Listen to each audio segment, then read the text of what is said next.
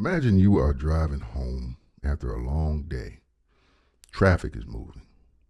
Your mind is finally beginning to settle.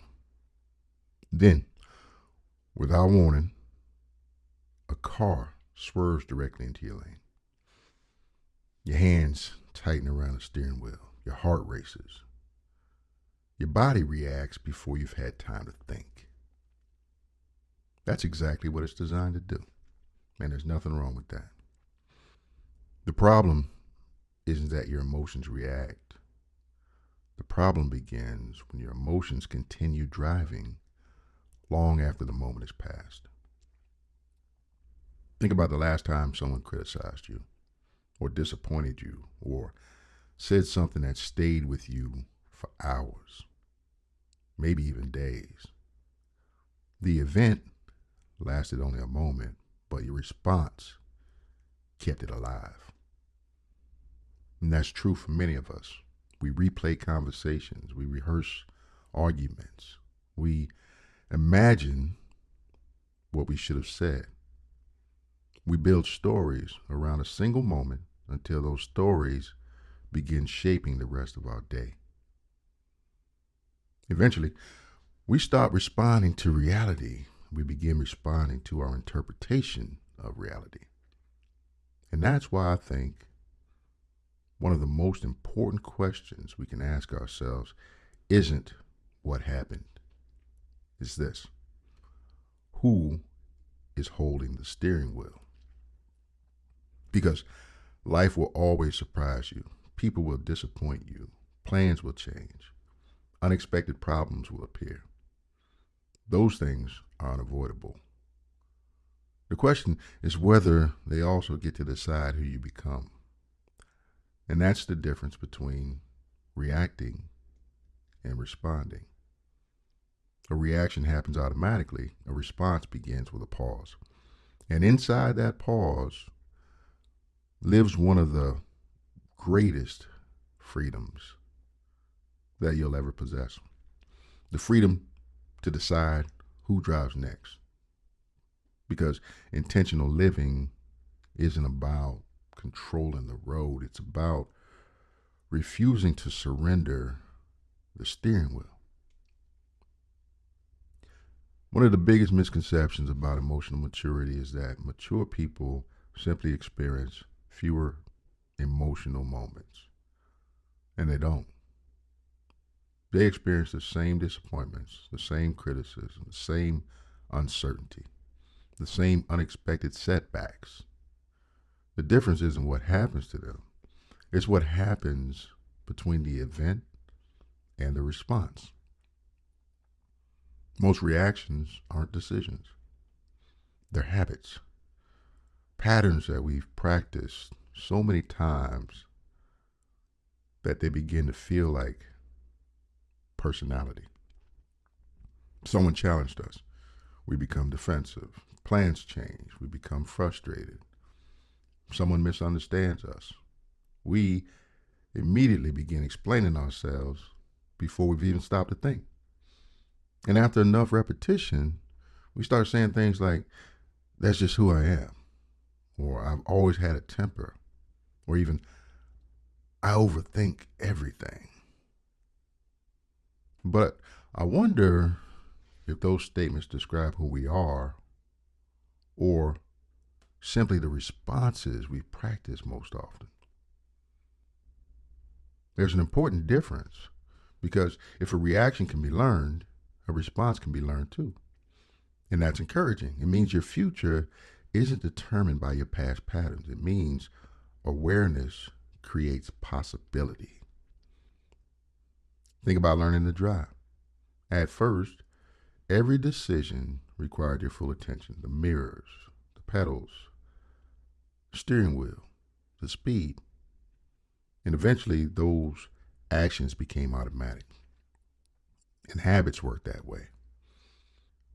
The question is whether we've unintentionally automated the wrong things.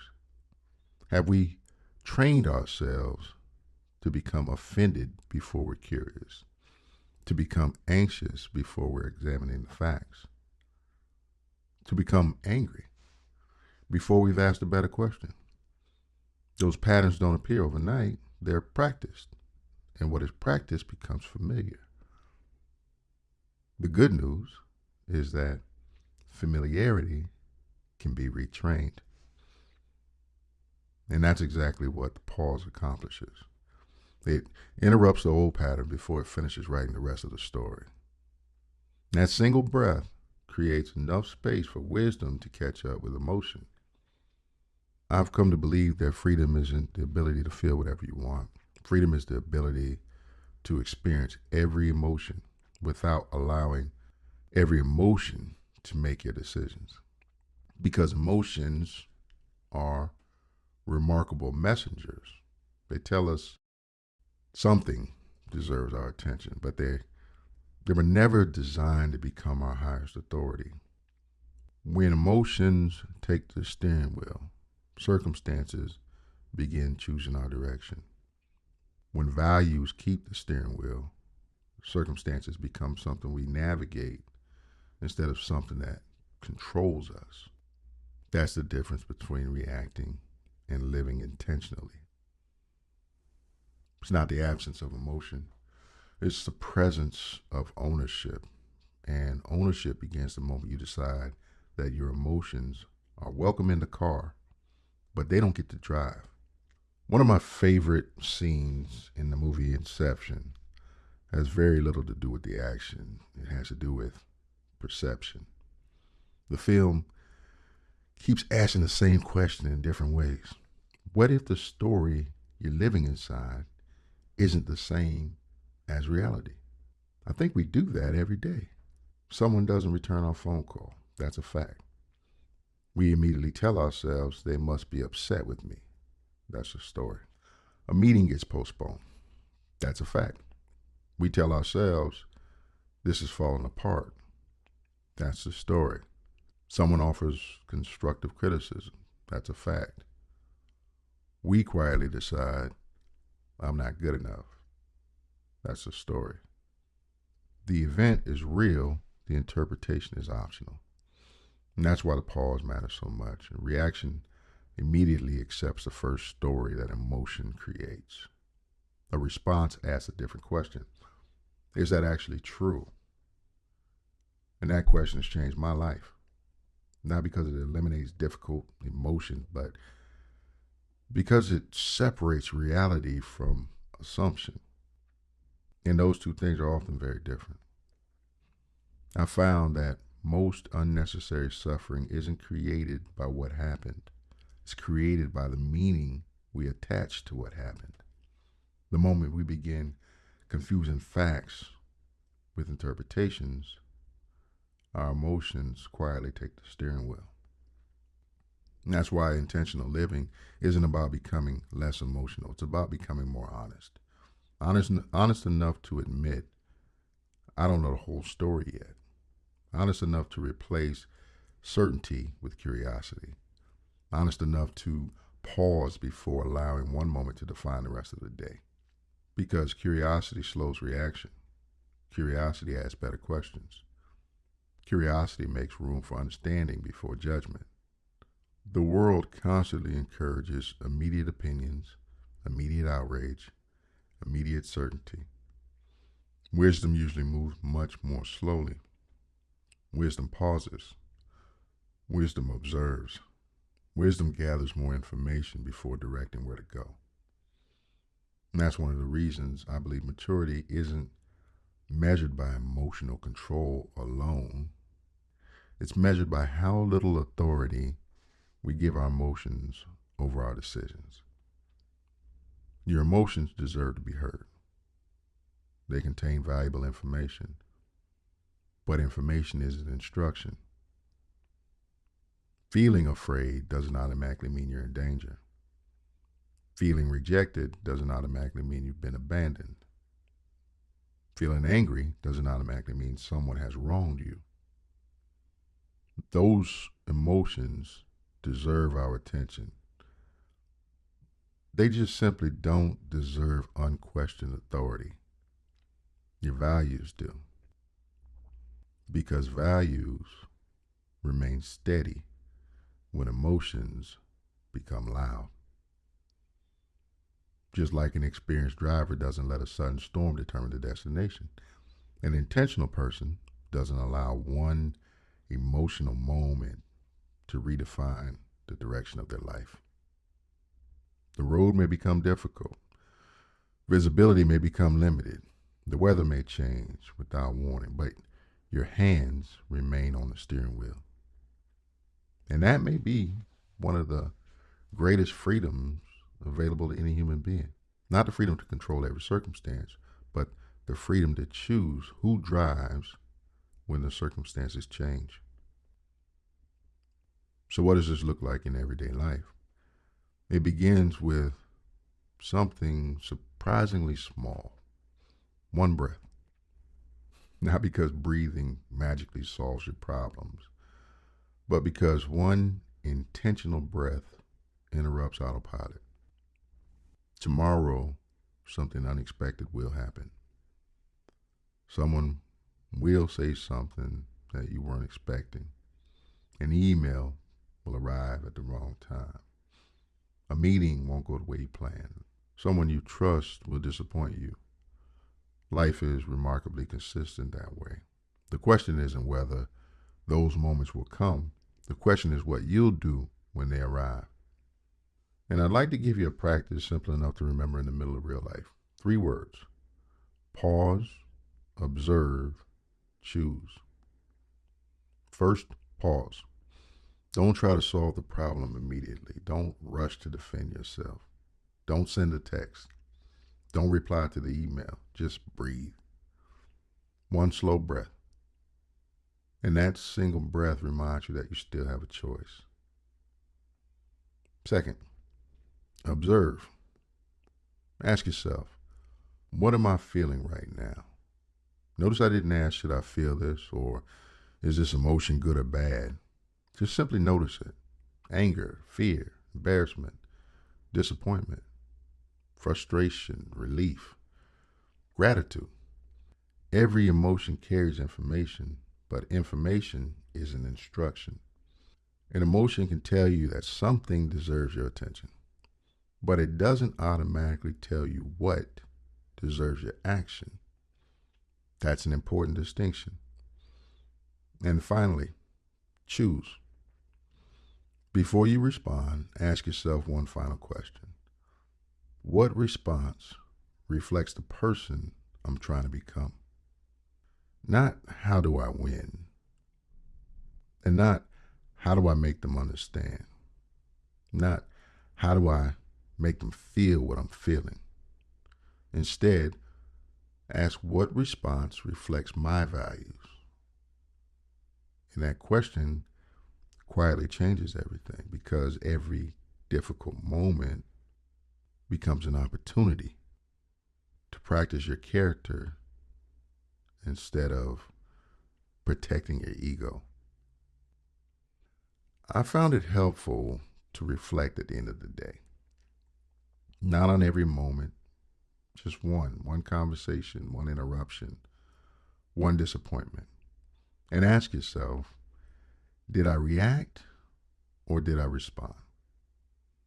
And if you reacted, don't judge yourself. Just become curious. What emotion grabbed the steering wheel? What story did you immediately begin believing? What might one intentional breath have changed? And if you responded intentionally, celebrate that. Not because you were perfect, but because you practiced becoming the person that you're trying to be. That's how intentional living is built. Not through one extraordinary decision, through thousands of ordinary pauses, each one strengthening your ability to remain calm when life becomes unpredictable. And that's today's daily focus.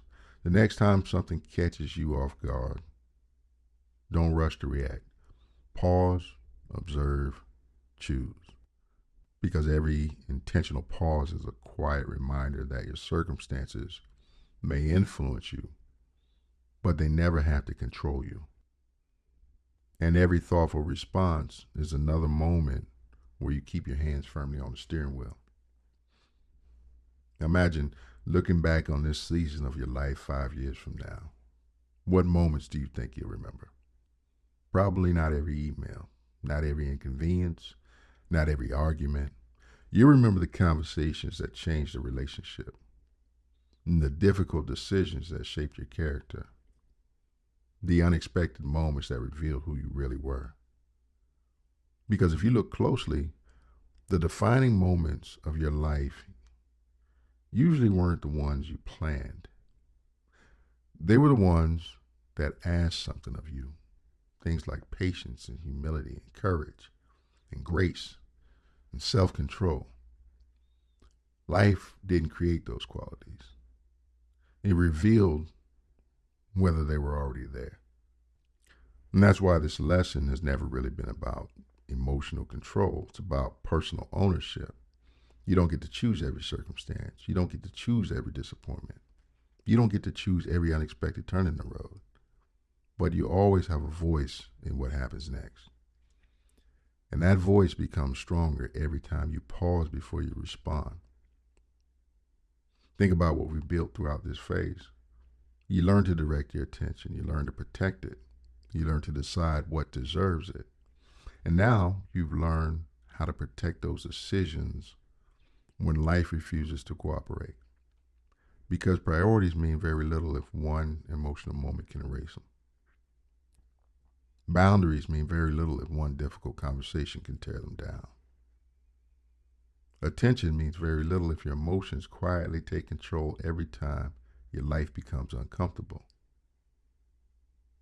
This lesson protects everything that came before it. It teaches you how to remain intentional when intentional is most difficult. Because anybody can stay calm when everything goes according to plan. Character is revealed when the plans change. That's when you discover who's really holding the steering wheel. Imagine what could change if you practice this for a year. How many arguments would never begin? How many regrets would never need repairing? How many relationships would become stronger simply because you learned to pause before speaking? How much peace would become possible? Not because the world became easier, but because you became more intentional. That's the quiet miracle of this practice. One pause doesn't change your life, thousands of pauses do. One thoughtful response doesn't transform your character, thousands of thoughtful responses do. That's how intentional living is built. Not in dramatic moments, in ordinary moments that most people never think twice about. The next time life catches you off guard, keep your hands on the steering wheel. Honor your emotions. Listen to what they're trying to tell you. But don't surrender your direction. Because your emotions can inform your decisions, but they should never replace them. And remember, reaction gives control of circumstances. Response keeps ownership with you. Today's daily focus. Today, practice pause, observe, choose.